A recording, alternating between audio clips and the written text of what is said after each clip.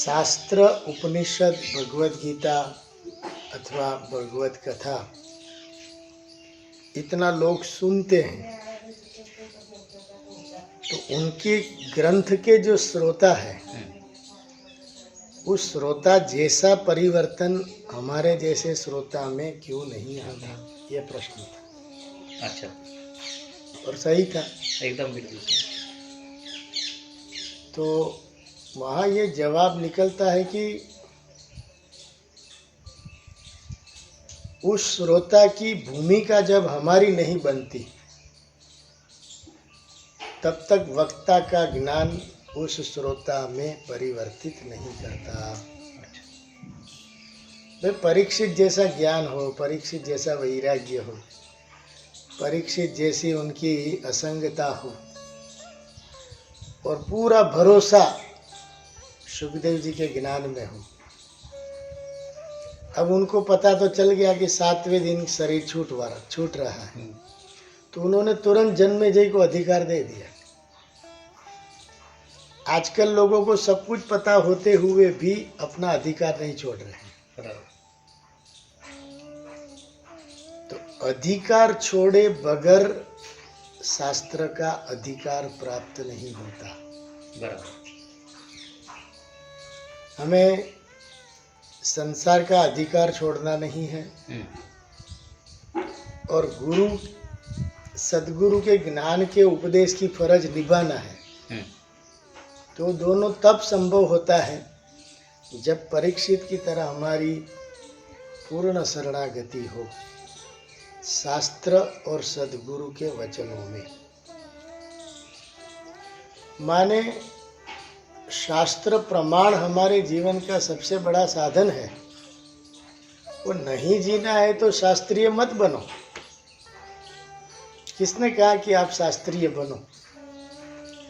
लेकिन अध्यात्म में प्रवेश करना है तो हमारे गुरु महाराज कहते हैं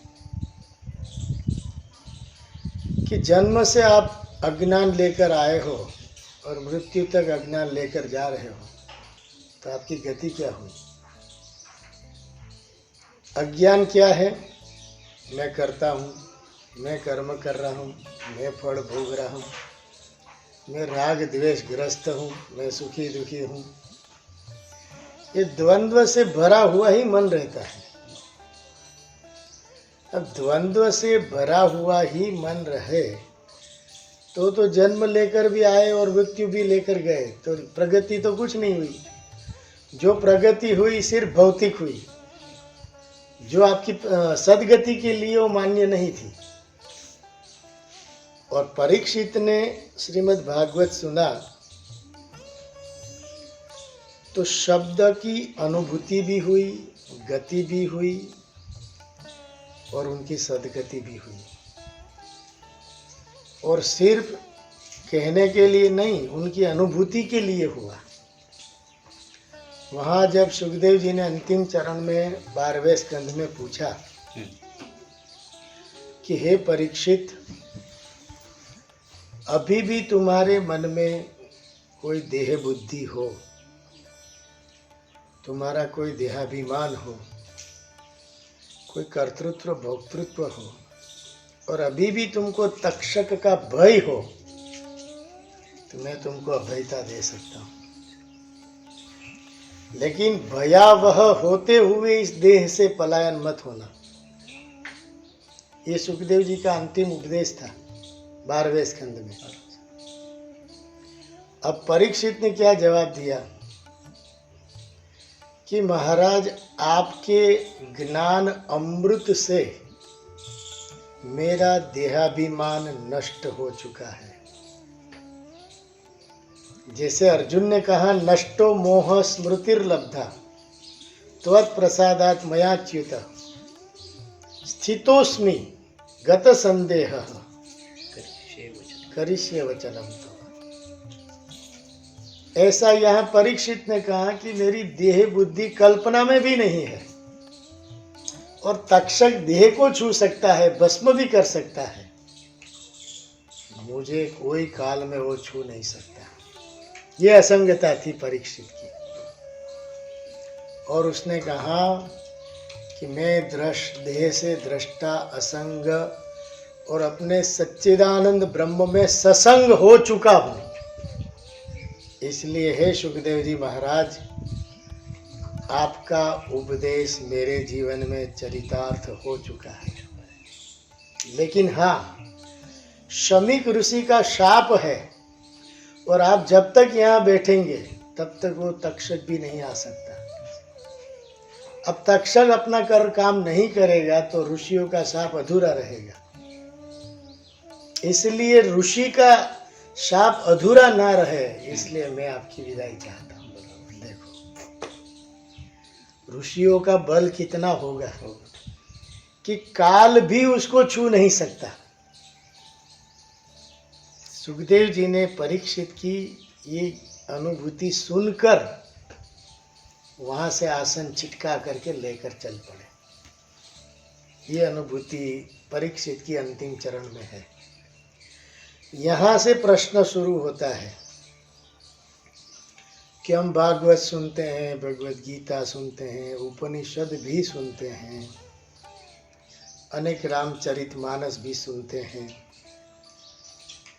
लेकिन तुलसीदास जी जैसा, अर्जुन जैसा, परीक्षित जैसा अपनी अनुभूति का स्वरूप क्यों नहीं बनता? ये प्रस्तावना थी। और अमुक % तो होनी चाहिए ना, ये तो वो भी नहीं बन रहा है। मैं वहाँ सब व्यापारी बैठे थे तो उतना ही कहा कि आप यहाँ जितने सावधान हैं घर जाके विश्रामी करेंगे और कल फील्ड में जाएंगे तो जैसे थे हो जाएंगे। तो जैसे एनसीसी की परेड होती है वही हालत हमारी है, और वो परिवर्तन नहीं आया तो ये दुर्भाग्य है। और अभी हमारे गुरु भाई ने एक सत्संग किया है कि अहम का असली परिचय क्या है। तो उन्होंने शुरू यहाँ से किया है। मेरे बाद की बैच का ब्रह्मचारी है, लेकिन उन्होंने ऋषिकेश में हमारे गुरुजी के नाम पे सुबोधानंद फाउंडेशन बनाया है। अभी 28 सितंबर को उनका पुण्यतिथि थी गुरुजी की, लेकिन उसी समय हमारा ऑपरेशन था। तो हमने गुरुजी को कहा कि आपने हमारे जीवन में भवसागर का ऑपरेशन करके हमको तार दिया। सही। तो आज शरीर का ऑपरेशन भी आप देख लो। अब तारना नहीं तारना तुम्हारी मर्जी की है। सही। लेकिन इसमें जो हमारे जीवन में चित्र दिखाई दिया वो बहुत करुण था। हमारे एक चोटीला में गुरु बहन है मीरा जी, उन्होंने वहाँ से आमंत्रण आया और मुझे भी आया, तो उसने डिस्कस ऐसे किया कि स्वामी नर्मदानंद जी कहेंगे तो हम आएंगे। अब मुझे क्या कह रहे हैं, हमें जाना ही नहीं है तो अब क्या ना कहना क्या है। मैंने कहा अपने गुरु जी है, उनका पहला प्रसंग है, हम कभी गए नहीं है, शरीर छूटा तब कोरोना था, हमें जाना चाहिए और टिकट मैं यहाँ से निकाल दूंगा कहीं कैसे भी। नहीं मेरी इच्छा नहीं है और आपको भी नहीं जाना है। मेरे ऊपर भी शासन कर दिया। तो फिर मैंने कहा ठीक है राम जी की मर्जी, लेकिन गुरु जी भीतर से आकर बोलने लगे कि तुम गलत डिसीजन पे जा रहे हो, वहाँ बहुत बड़ा संत समागम होगा और तुम उस स्थापन से भी सीनियर हो, लेकिन वो जो जूनियर है ना वो मेरे से डरते बहुत है कि ये यहाँ विधिवत प्रवचन करेंगे तो मेरे शिष्य लोग मेरे सामने क्या बोलेंगे। तो मैं उनकी जो शिष्या है वो मुझे आमंत्रण देती है, वो नहीं देते। तो मैंने कहा ठीक है, मैं तो गुरुजी के लिए आना चाहता था और आऊँगा। मैंने कहा ऐसा नहीं है कहने का अर्थ उसी दिन गुरुजी ने रात को हमारे स्वप्न में आकर कहा कि बेटे तुम आए होते तो बहुत कुछ मिलता, लेकिन मैंने कहा देखो इसलिए आपने पनिशमेंट दिया कि तुम अब हॉस्पिटल में रहो और एक आसन पे भजन करो, अब भटकना बंद करो। लेकिन जवाब बार बार यही मिलता है कि शरीर की अवस्था से असंग होकर हम अपने परमात्मा के साथ कब बैठेंगे। शरीर के भोग के लिए तो हमने जन्मों जन्म तक विषय व्यक्ति को परिस्थिति को भोगा और भोग रहे हैं, और क्या मिला अपने आप को पूछ लो। नाशवंत प्राकृतिक काल्पनिक सुख, खुजली जैसा। और उसने स्टार्टिंग में एक शब्द बहुत अच्छा बोला है, मुझे पसंद आया, यहाँ से मैं भी चलूँगा, कि हम इस पृथ्वी पर जन्म लेकर आते हैं तो भी कर्ता बन कर के आते हैं, कर्म कर रहे हैं वो भाव लेके आते हैं, कुछ फल भोगेंगे तो सुखी हो जाएंगे ये कल्पना से जीते हैं, और फल मिलता है, अनुकूल मिला तो उसमें राग, प्रतिकूल मिला द्वेष, दुख। इसके सिवा हमने अभी 60 साल 70 साल क्या किया, अपने आप को पूछ लो, और आगे भी क्या करोगे ये पूछ लो, जो अगली कैसेट बनने वाली है। और कुछ नहीं किया तो फिर जन्म से अभी तक जो यात्रा हुई वो घांची के बेल की तरह हुई, कि वहीं के वहीं हम घूम रहे हैं, बस रुकते हैं तो मारते हैं, कामना रूपी पत्थर मारता है कि चल, और कामना अनुसार कर्म करते रहते हैं। अपूर्णता का बोध इतना ही है कि मैं कामना के पीछे भटक रहा हूं। आइसक्रीम खाने की इच्छा हुई, खो लिया, ये खाने की इच्छा हुई, ले लिया, इसको मिलने की इच्छा हुई, मिल लिया, वहां जाने की इच्छा हुई, जा रहे हैं। अरे इसके सिवा क्या किया, अपने आप को तो पूछो। और ये तो आप जन्मों जन्म से करके आ रहे हो, इस जन्म की बात थोड़ी है। और यही लेके इस शरीर की यात्रा पूरी करोगे तो गति क्या हुई। बस यहाँ से ये शुरू करते हैं, और बिल्कुल स्टैंड पॉइंट है। और लोग हमको ये दवाई के रूप में पूछने आते हैं कैसा है वैसा है। मैंने कहा वो अपना काम कर रहे हैं, मैं अपना काम कर रहा हूँ। वो लोग भी कहते हैं कि आपको इतनी तकलीफ है फिर भी इतनी 3-6 घंटा आपने पूजा कैसे कराई। मैंने कहा वो अपना काम कर रहे थे, मैं मेरा कर रहा था। और महाराज ये मानसिकता नहीं बनाओ तो द्वंद्व तो इस शरीर से 24 घंटा जुड़ा हुआ है, शरीर से जुड़ा हुआ है, मन से जुड़ा हुआ है, बुद्धि से जुड़ा हुआ है, और आप हट भी नहीं सकते। तुरंत फोन करके कहेंगे आप कहाँ हो, क्या कर रहे हो, मुझे भूल तो नहीं गए। अरे भाई नहीं भूले बाबा, ये सांसारिक प्रवाह है महाराज। और वो प्रवाह है कि जो पहले नहीं था बाद में नहीं रहेगा। ये अभी हमारा आप सबका देह का संबंध है, वो शाश्वत थोड़ा है, और पहले था बाद में रहेगा। तो अभी भी सिर्फ रोल है, आप जगत रूपी मंच पे बैठकर रोल कर रहे हैं, और वो भी भगवान ने दिया रोल कर रहे हैं। तो हम क्यों उसमें सिक्का मार रहे हैं, नहीं नहीं हम सुखी हो रहे हैं, हम दुखी हो रहे हैं, हम उसके बाहर निकल रहे हैं। अरे वो तो सांसारिक प्रवाह है, वो तो पशु भी करते हैं। पशु को भी डंडा दिखाओ भागेगा, और पुचकारोगे तो वापस आएगा। उनको भी पता है कि पुचकारेंगे तो सुख मिलेगा, और डंडा दिखाएंगे तो मार पड़ेगी तो दुख मिलेगा। तो वो भी सुख दुख से तो भाग रहे हैं, और हम भी भाग रहे हैं, क्या फर्क हुआ। तो हमारे से बेटर तो वो जीवन है कि उसको कोई टेंशन नहीं है।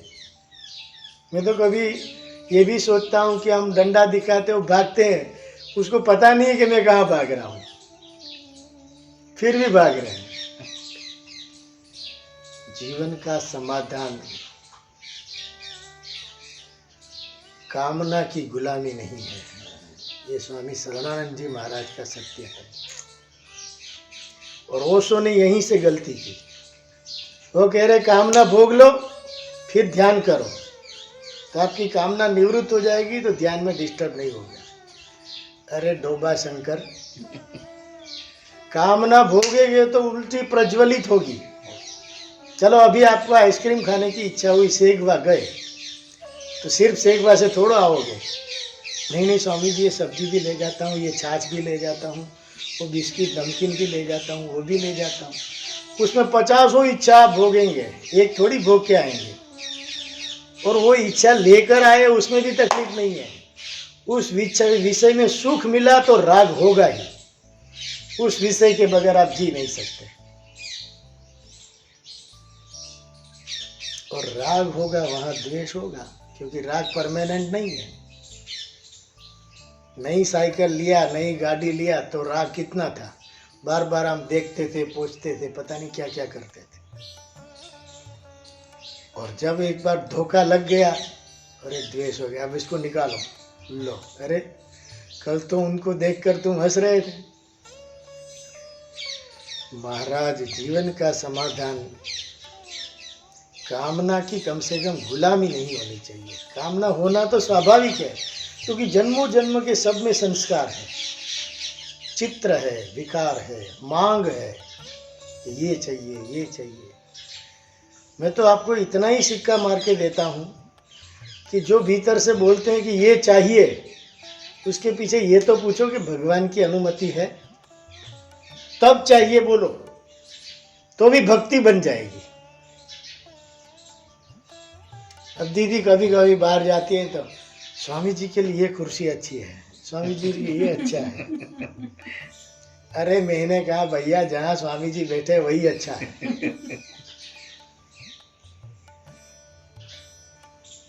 इच्छा रहित मन इसलिए बनाओ कि इच्छा ही तुमको परमात्मा से वंचित रखते हैं। एक बार हमने उसका रूपक बताया था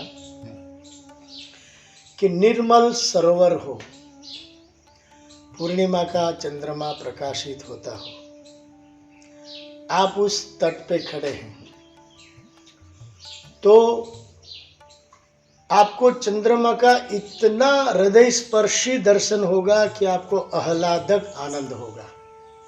जिस आनंद को इतना आप आनंद से अनुभव करोगे कि वहां दुनिया की विस्मृति हो जाएगी।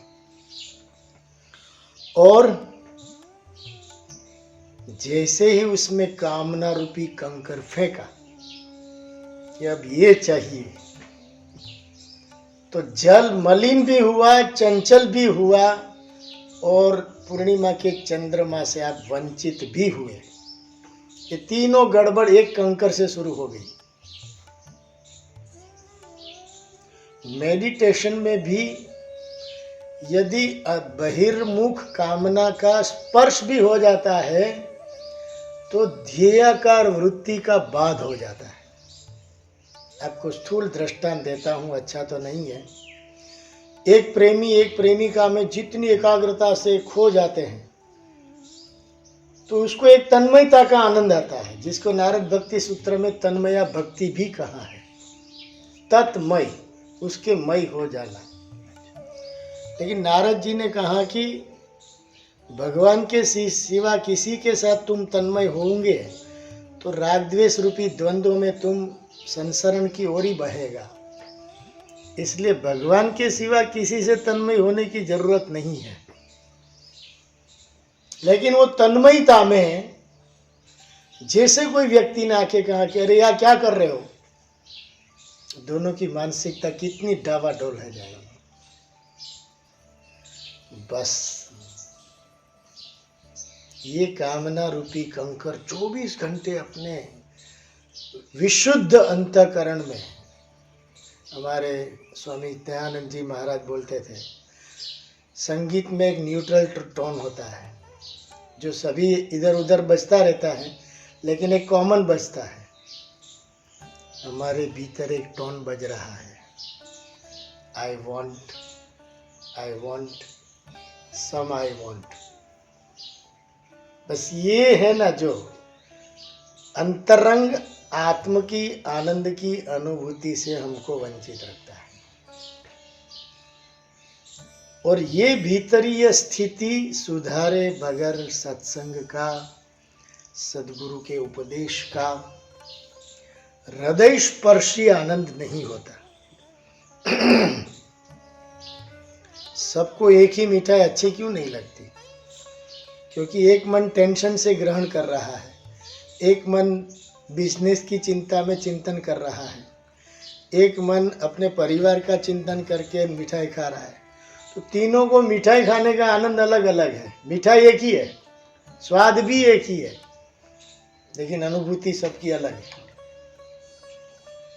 इसका रीज़न यही है कि सबकी मानसिकता का जो प्रभाव है वो अलग अलग है। कथा में 50,000 श्रोता है, सबको एक सरीखी अनुभूति क्यों नहीं होती? अरे चलो भगवत गीता में ही चलो, धृतराष्ट्र भी श्रोता है, संजय भी श्रोता है और अर्जुन भी श्रोता है, और वक्ता एक ही है, तो भी तीनों की देखो अनुभूति कैसी अलग अलग है। 10वें दिन भीष्म पितामह शेष सैया पे गिर पड़े, तब धृतराष्ट्र बोले, धर्म क्षेत्रे कुरुक्षेत्रे समवेता युयुत्सव। ये भगवत गीता का बोध धृतराष्ट्र को कितना स्पर्शी हुआ ये देख लो। उनको यही लगा माम कहा, मेरे और मेरे नहीं है, उनकी स्थिति बताओ। और संजय से उसी समय कुछ ऐसा अहो भाव हो गया, अरे गजब हो गया, क्योंकि उस दिन भीष्म पितामह गिर चुके थे। तो भगवत गीता की शुरुआत 10वें दिन शुरू हुई, और वो भी संजय ने ऐसा अहोभाव प्रकट किया, तब धृतराष्ट्र से बोला नहीं, रहा नहीं गया कि अब पूछूंगा नहीं तो कहीं मेरा 100 पुत्र मर ना जाए। तो उसने कहा कि भाई तुम्हारे पुत्र तो सुरक्षित है, लेकिन भीष्म पितामह गिर चुके। कहने का अर्थ है कृष्ण जैसे वक्ता के वक्तृत्व में भी श्रोताओं की इफेक्ट अलग अलग थी। हम अपनी भूमिका को तैयार रखे बगैर भागवत का, गीता का, उपनिषद का श्रवण स्वस्थ नहीं करते। श्रद्धा पूर्वक श्रवण करो, भाव पूर्वक, प्रेम पूर्वक मनन करो, और पूर्ण एकाग्रता कि यही मेरे जीवन की भवसागर की ये नौका है। ये नौका छूट जाएगी तो मैं भवसागर नहीं तैर सकता। इस एकाग्र चित्त से गुरुमुख का शब्द का अनुसंधान करना ध्यान है, निधि ध्यासन है।